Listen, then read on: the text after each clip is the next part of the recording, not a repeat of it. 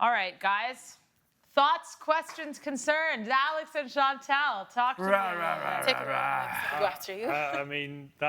A convincing win for Borussia Dortmund. I think they'll be 1 foot in that last 16. A brilliant win for Juventus against PSV, and I think they're also perhaps not quite 1 foot in the last 16, because you never know with Juventus going into that second leg, given how inconsistent they have been this season. And, well, Real Madrid, what a win. I think I really, to be brutally honest, don't see City coming back from this. I think Real Madrid have what it takes at home, at the Bernabeu, to get the win over the citizens, and that could be all she wrote for Manchester City and Pep Guardiola in the Champions League this season. I think it could be, but I also think we have to remember it is only 1 goal. It's not, but I think it could all change. If Man City get a goal in that first 15, 20 minutes, it gets they're going to have to at the Bernabeu. But the longer it goes on, the longer they don't score. If Real Madrid get a goal in that first half, or even in that second half, and they make it 4-2 on aggregate, it just gets an even higher of a mountain for Manchester City to climb. And given how inconsistent they have been in Europe, and I think that last goal will really deflate them motivationally. They'll be sitting in that dressing room, and they'll be really, I think, regretting some missed chances in that game, and where they perhaps should have and could have killed off this game with a few more goals. And, well, Real Madrid will be delighted with that performance, and at the death with a brilliant win for them heading into that second leg. Clinton, where did it go wrong for Manchester City? Do you think Pep Guardiola should have made those subs a little bit earlier on? First of all, I'm not even too sure if those subs were very effective. Okay. Honestly, the moment I saw Kovacic coming in, I made that comment, and I said, listen, this is not even the kind of player for this kind of game. And I just felt like Manchester City, they slept on this game at some point. And what we saw with Real Madrid is they knew that they were not taking their chances, and something just had to be done. And we saw how they pretty much changed everything for Manchester City. Now, where did they go wrong? Listen, the defense. You see that Manchester City defense. And obviously, Pep Guardiola having to take out, what's his name? Actually, I think he took out 2 defenders because Kovacic, I think Kovacic came in for, wasn't... Was that early substitution, Jack Grealish coming off with an injury? No, it was No, it wasn't that one. Yeah, that's the one. Yeah, exactly. I mean, and Nathan Ake. Nathan Ake is a very concrete one, and Akanji also. I mean, those are 2 concrete defenders for Manchester City. Why do you bring them out? What do you expect? Like, I don't know. There's just something. I don't know. There's just something wrong with Pep Guardiola and his subs, and you can just tell that there's something off. He's just making the wrong decisions. Yeah. Umar Mamouche, I thought he could have been coming in way earlier. Yeah. That sub that he did with Kovacic coming in, it could have probably been Umar Mamouche, to at least to lead to bring more heat on that attack.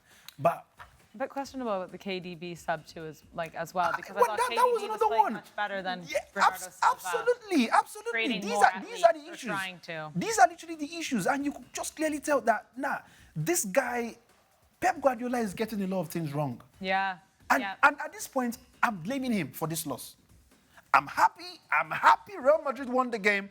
I'm happy to see Vinicius actually happy, because the truth is, if you were to ask me who the man of the match for Real Madrid today, is between 2 players for me, right? Jude Bellingham and Vinicius Jr. I think it's Vinicius by a country mile. No, fact. It's literally because Vinicius Jr., I understand, but you could see the work rate of that guy. I saw how much he was literally moving around the pitch, literally taking the ball and strolling with the ball. And you could see that he did come down quite a few times, but when Bellingham is on that ball, it's hard to take it away from him.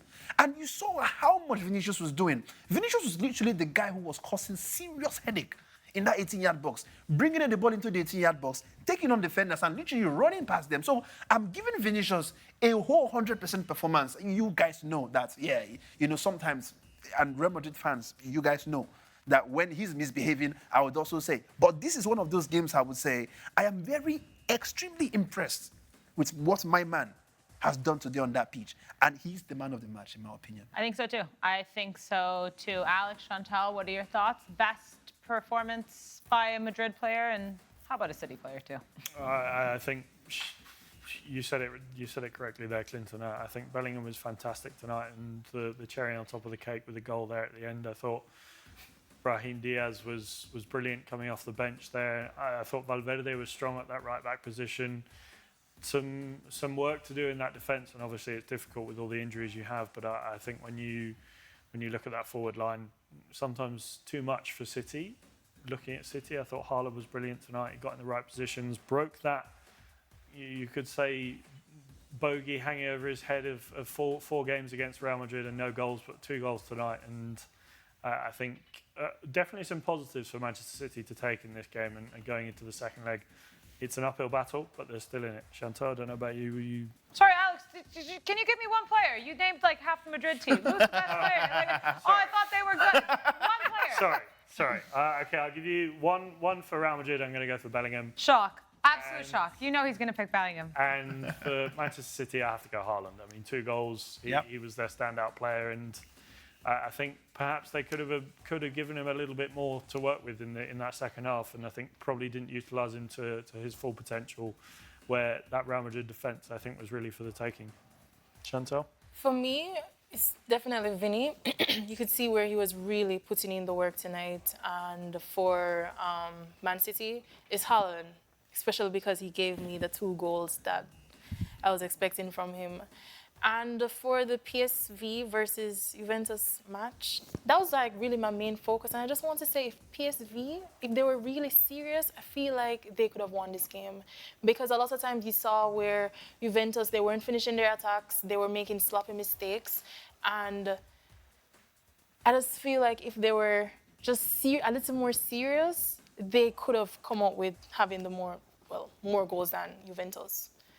I'm worried about PSV, Chantal. I completely agree. They had a good match, but they weren't clinical in their, the final third there. But now we know what type of team Juventus is, and playing away from home in that second leg next week, I see this bus being parked, and they know they have a goal up. So even if PSV score, that only means it's a draw, right? I think this match could even end next week 0-0 if Juventus want it to be. But let's see how it goes. But yeah, really hard fight from PSV, of course. And it's 1 goal difference. Let's see if they can pull something back from Juventus. Sporting and Dortmund. Alex, it didn't go Sporting's way. It didn't go Sporting's way at all. No, it was a disappointing night. They played really well in that first half and were the team on the front foot and making Dortmund do some really good defensive work, I will admit. And I think the substitution of Gyökeres was perhaps too little too late, as Guirassy had already scored the opener for Borussia Dortmund. And from that first goal, the momentum changed, and you saw Dortmund go on the attack and really put the pressure on the home side. And, a really good finish, or good cross, and a brilliant finish. Slightly lucky from Pascal Gross, but they all count. And I think an all-round really good performance from Borussia Dortmund, and one that will give them a lot of confidence, especially given the poor start to the season they've had under Nuri Sahin, and now Kovac has come in and can turn that ship steadily around. And like we saw last season, they got to the final.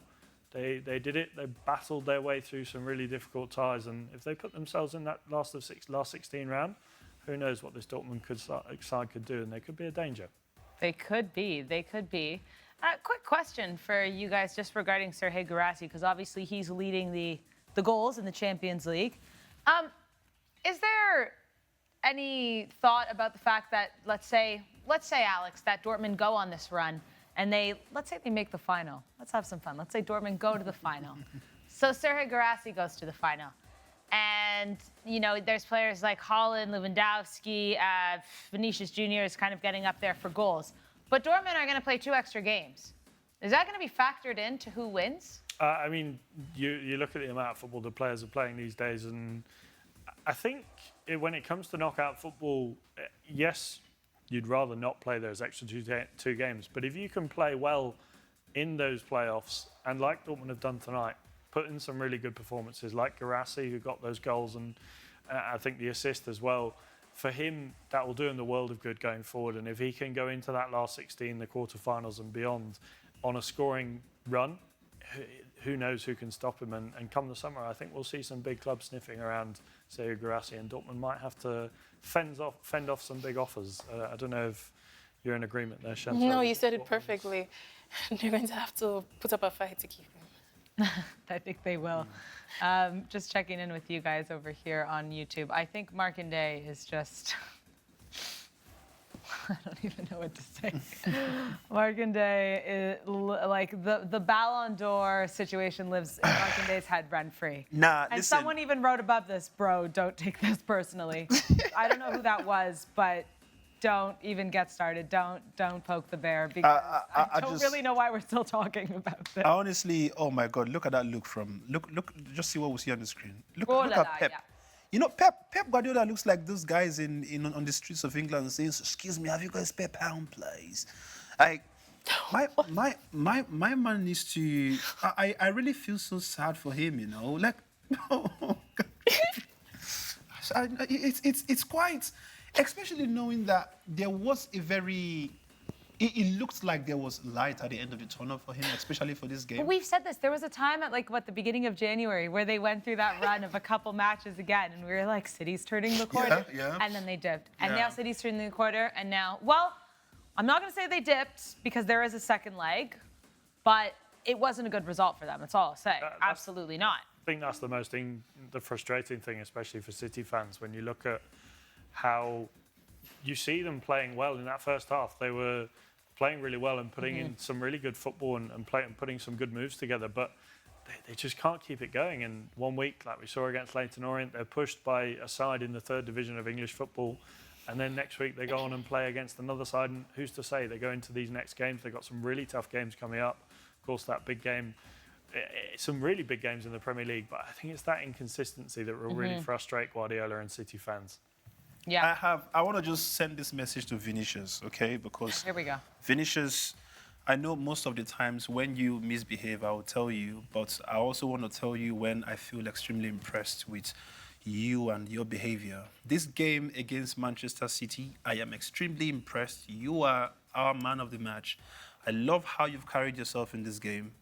You have been extremely phenomenal. There's nobody who I would say is played better than you in this one. You've created chances, you've taken on defenders, you've gotten the ball into the 18-yard box. And bro, listen to me. I want you to bring your head down.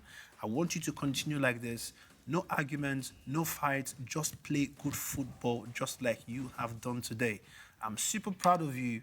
I love you, Vinny. And please continue putting up this kind of performance. A la Madrid! Yeah, I think there is a really good takeaway, though, here from Madrid and Vinicius Jr., obviously, because there has been, a lot of negativity regarding Vinicius Jr., also regarding the future, but it is nice to see when he does step up for these big games and play the football that we all know that he can play and not be involved in other antics on the pitch and just stick to what we know he can do and play these good games. So I think that's really good for Vinicius Jr. and I hope to see more of it going forward. They have a big match, obviously, next week again against Manchester City. So let's see what they can do. Alex and Chantal, this was really fun. I was going to talk about, maybe what to expect in the second leg, but sure, we're going to be doing it all again. Actually, we're going to be doing it again tomorrow. How fun. How fun, guys. We have some big matches in the Champions League, guys. Again, tomorrow, AC Milan are taking on Feyenoord with Santiago Jimenez taking on his old team. Monaco and Benfica, Celtic and Bayern Munich, and Club Brugge and Atalanta. That will be the early game. But we'll keep you guys posted on The Sporty Show Live, and then we're going to do a watch-along once again. But it's been a pleasure, guys. We had a lot of fun. There were a lot of goals and a lot going on. So hopefully tomorrow will be just as fun. Hopefully tomorrow you guys will join us again as well. What's coming up right after this on Sporty TV? We have Boca Juniors taking on Independiente over in Argentina. So stay tuned for that. But again, pleasure to have you with us as always. We'll be doing the exact same thing again tomorrow, breaking down these games on the show and then going into the watch-along. So we hope you join us for some more Champions League chaos. And until then, as always, enjoy the football. Vinny! Vinicius! Number 7! Ooh! you.